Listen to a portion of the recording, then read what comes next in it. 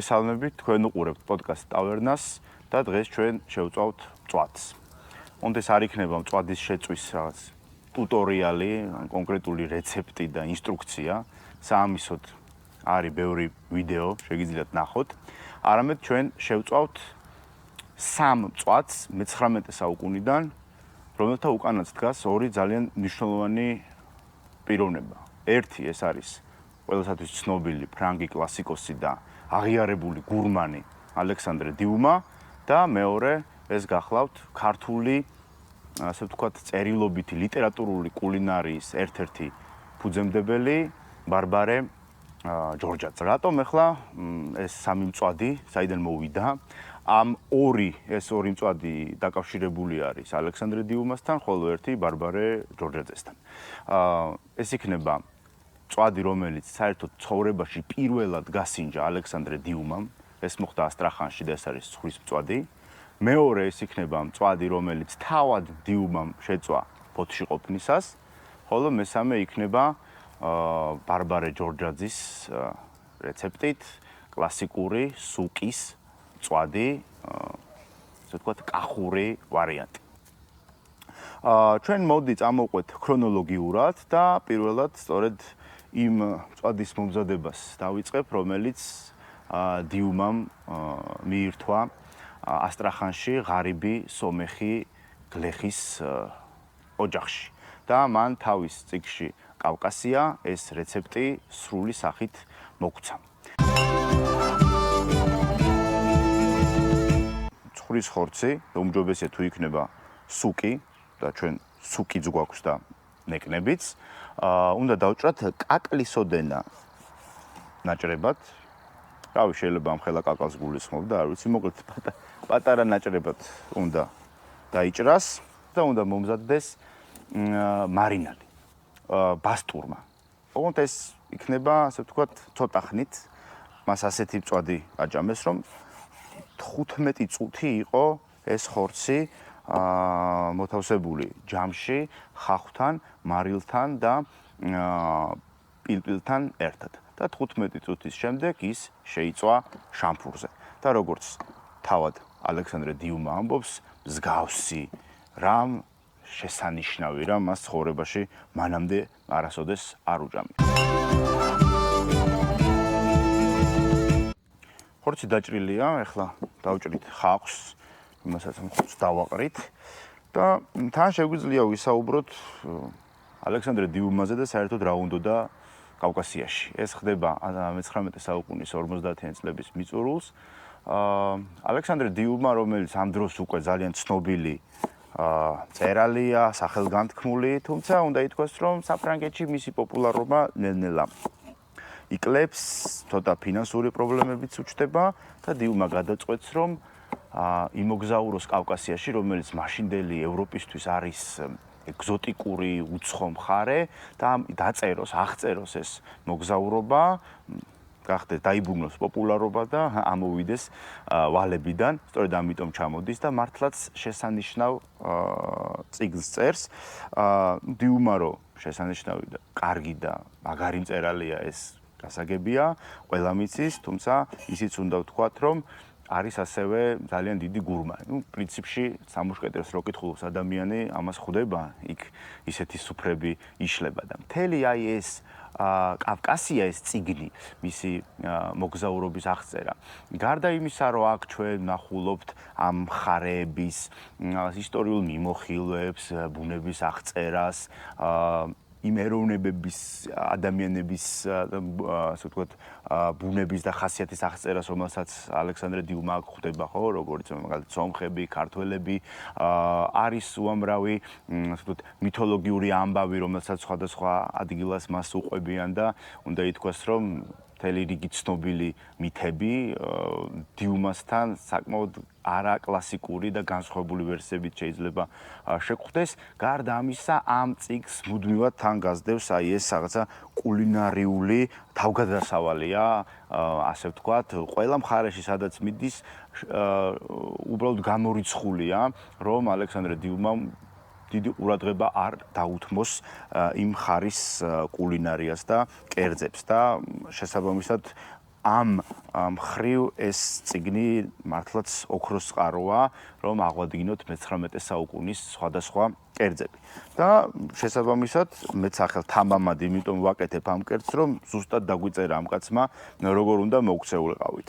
ხახვს დავჭრით. ხახვი ხორცი დაჭრილია.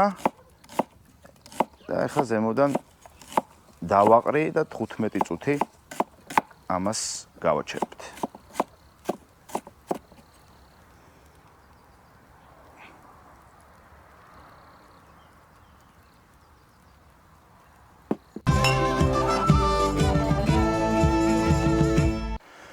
ასტრახანის მწვადი მარინადშია, ამას დრო ჭირდება, სადღაც 15 წუთი და რადგან ეს 15 წუთი გვაქვს, მოდი წამოვყვეთ ასტრახანიდან ფოთისკენ დიუმას, იმიტომ რომ ის გზად კიდევ შეხვდება ადგილს, სადაც მიართმევენ და გასინჯავს უბრალოდ მწვადს, რომელიც ძალიან მოეწონება და ეს იქნება მწვადი ჰერეთში.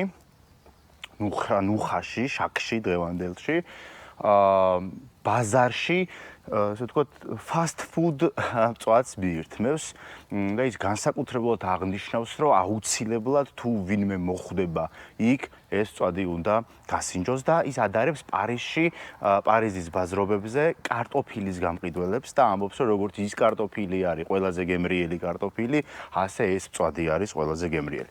სავარაუდოდ აქაც ცხვრის ხორცი გვაქვს, ერთი, იმიტომ რომ არ ამბობს მწვადს რომ ახსენებს, ასე სხვა ხორცს არ ახსენებს ეს ერთი და მეორე თვითონ იმ რეგიონში ცნობილია, რომ ცხვარი ყავთ.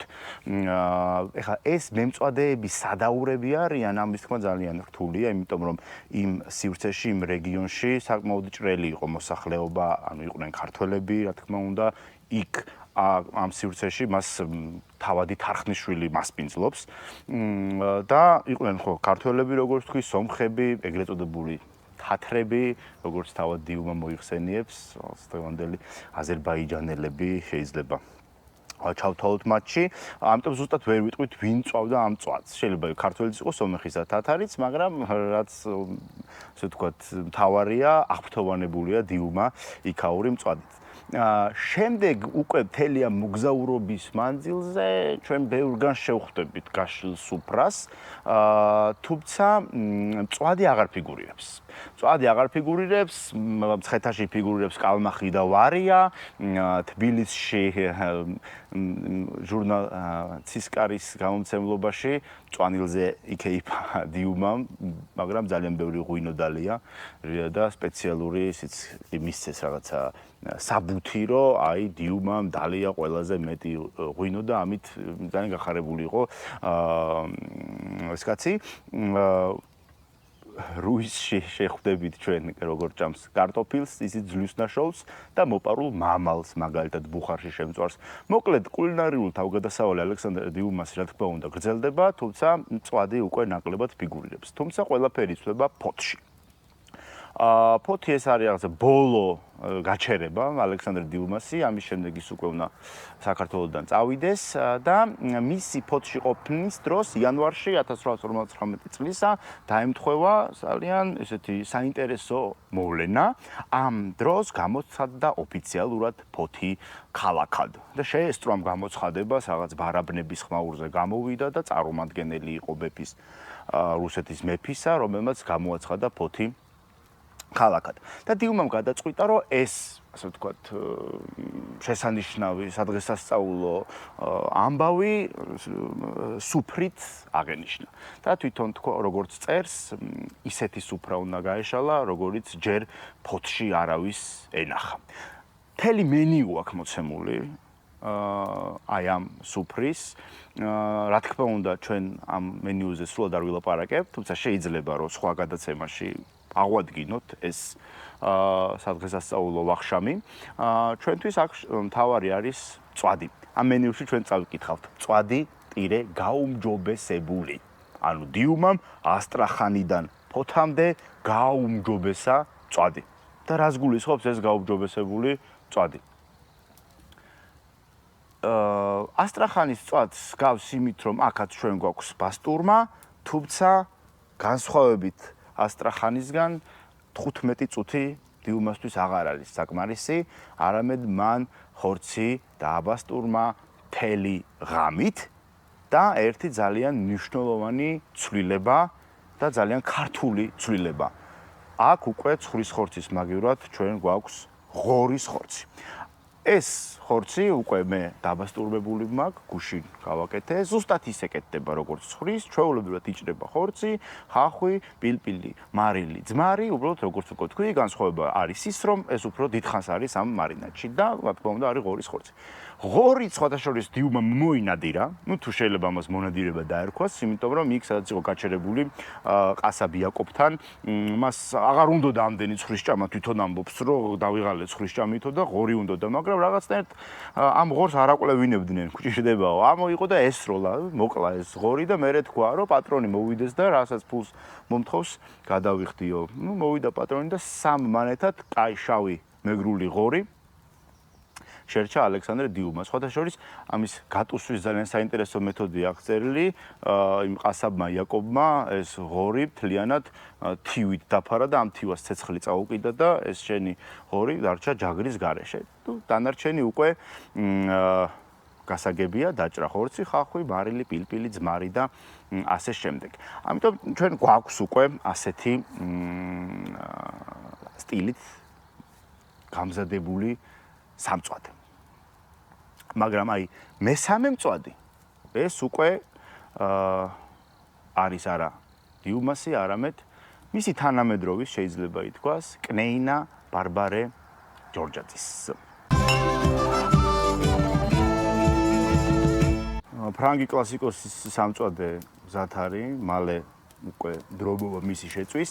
ახლა კი უნდა ვისაუბროთ მოკლედ და კონკრეტულად, რა თქმა უნდა, სუკის მწვადზე, რომელიც ბევრი ქართველისთვის არის საყვარელი მწვადის სახეობა. ხოლო აი ამ მწვადის შეწვის რეცეპტი და ტექნოლოგია მოგვცა, როგორც უკვე ვთქვი, კნეინა ბარბარე ჯორჯაძემ. ეს მართლა ძალიან მნიშვნელოვანი პერსონაა ქართული საქართველოს ისტორიაში, კულტურაში და რა თქმა უნდა კულინარიაში, როგორც უკვე ვთქვი, ეს არის ერთ-ერთი პირველი, ვინც ქართულ ენაზე მოგვცა ჩვენ ეგრეთ წოდებული კუკბუქი, ანუ სამზარეულოს წიგნი. 1874 წელს გამოსცა კნეინა ბარბარემ ეს ნაშრომი. მანამდეც იყო 1818 წელს მაგალითად სანქტ-პეტერბურგში დაიბეჭდა ბაგრატ ბატონიშვილის წიგნი. არის ხოლმე ესე შეცდომით გონიათ, რომ ბარბარე ჯორჯაძესთვის წარმოუდგენელი იყო ის, რასაც ალექსანდრე დიუმა, რაც ალექსანდრემ უკნა, ასე ვთქვათ, ხორცს, რომ როგორ შეიძლება ხახვი და ძმარი, რა თუნდა ბასტურმა, მააყარე მარილი და შესწვი. არ არის ეგრე, ჩვენ ნახავთ ამ წიგნში უამრავ რეცეპტს, სადაც ხორცის ამგვარად დამუშავების ტექნიკაც არის მოცემული, მაგრამ თუ გვაქვს ჩვენ ღორის სუკი კახელებისთვის და კნეინა ბარბარესთვის, მას ბევრი არაფერი არ ჭირდება, მხოლოდ მარილი და ცეცხლზე სწორი შეწვა. ეს სწორი შეწვა რა არის? შედარებით უკვე ასე ვთქვათ, თავზე ნაცარ მოფენილ, არც ისე ცხარე, როგორც კახეთში იტყვიან, ნაკვერჩხალზე 12-15 წუთი ხშირი ტრიალით აი ამ ხორცის შეწვა. უნდა ვთქვათ, რატომ დაწერა კნეინა ბარბარემ ეს წიგნი. თვითონ შესავალშივე ამბობს, რომ ახალმა დროებამ, იმ ცვლილებებმა, გლეხთა რეფორმამ, რომელსაც ადგილი ჰქონდა მე-19 საუკუნის საქართველოში, რუსეთის იმპერიაში, ასე ვთქვათ, უბიძგა მას რომ დაეწერა ეს წიგნი. ეხლა რა იგულისხმება ამაში? მთავარი, რასაც აღნიშნავენ ხოლმე, ეს არის ბატონყმობის გაუქმება. ძალიან ბევრი ქალბატონი, კნეინა, რომელსაც მანამდე ემსახურებოდნენ მზარეულები, ასეთი ხალხის გარეშე დარჩა და თავად უწევდათ მათ უკვე გამკლავებოდნენ იმ გამოწვევებს, რაც მათ ელოდებოდათ სამზარეულოში. და რადგან არ არსებობდა ქართულ ენაზე არც ერთი წიგნი, რომელიც ამაში დაეხმარებოდა ქართველ ქალებს, სწორედ ამიტომ გადაწყვიტა ბარბარემ, რომ დაეწერა, შეექმნა ეს მნიშვნელოვანი ნაშრომი. თავად ავტორი ამბობს, რომ გარდა ამისა, რუსული ენის არცოდნა იყო პრობლემა. ანუ რუსულ ენაზე შეიძლებოდა მოგეძიებინა ინფორმაცია, არსებობდა წიგნები, მაგრამ ბევრი არავინ იყო, ვინც რუსულად წაიკითხავდა მათ. ასევე თავად ამბობს, რომ ზარეულობიც სჭირდა. ანუ შეიძლება მე ამ ბატონყმობის გადავარდნამ დიდი ყველა თავადი არ დაზარელებულა ისე, რომ ზარეული აღარ ყოლოდა.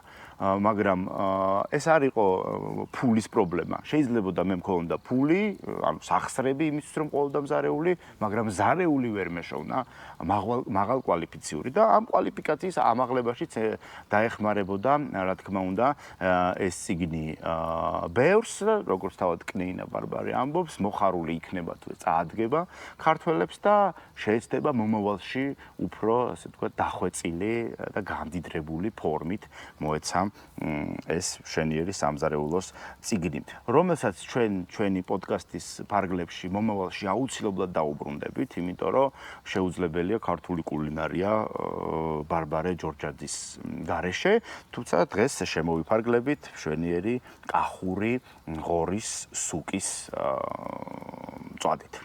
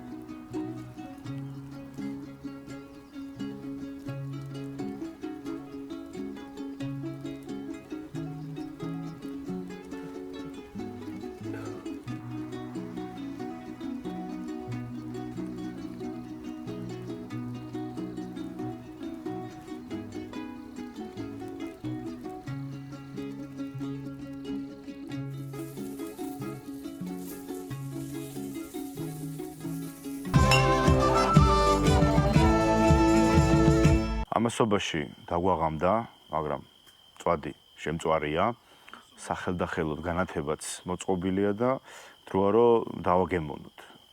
დავიწყებ სუკის წვადით. ესე გავაცალოთ. შიგნიდან უნდა იყოს ცვრიანი, როგორც ბარბარეს უწერია.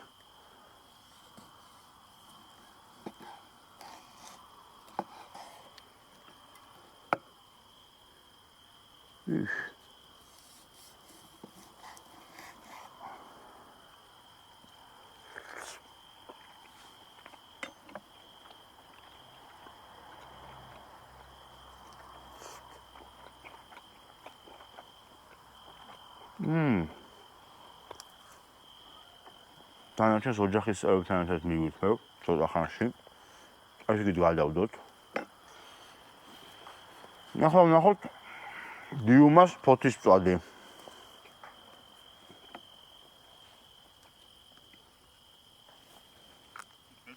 იქ რეცეპტში ეწერა რომ შეიწებაო მე სუმახი მოვაყარეთო და მოვაყაროთ სუმახიც.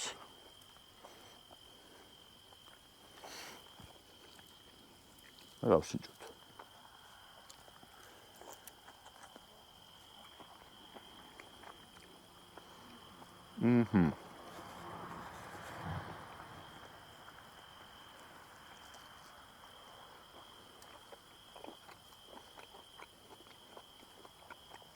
შვენიერია. ძმრისგან დარბილებულია. ასეთ კაი ცვრიანია. და ახლა ასტრახანის წვადიც დავაგემოვნოთ. ამასაც მოვაყრი სუმახს.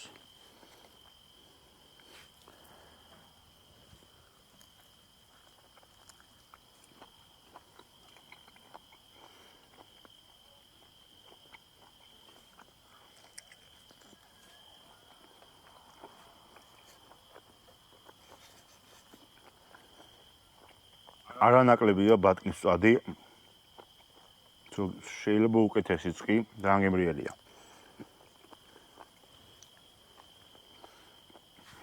ურჩ ავაყოლოთ.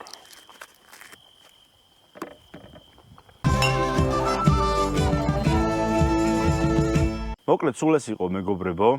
იმედია რომ მოგეწონებათ ვიდეო. წვადის მოგეწონებოდათ, აქ რო იყოთ. ბევრისთვის შეიძლება ახალი არაფერი არ გამიკეთებია, ასე წვავს ტრადიციულად საქართველოში ძალიან ბევრი მწვადეს, თუმცა საინტერესო იყო აი ამ ყველაფრის უკან რა ამბები იდგა. გამოიწერეთ არხი, მოიწონეთ ვიდეო, დააკომენტარეთ და მალე შემდეგი ეპიზოდით დაგიბრუნდებით. ნახვამდის.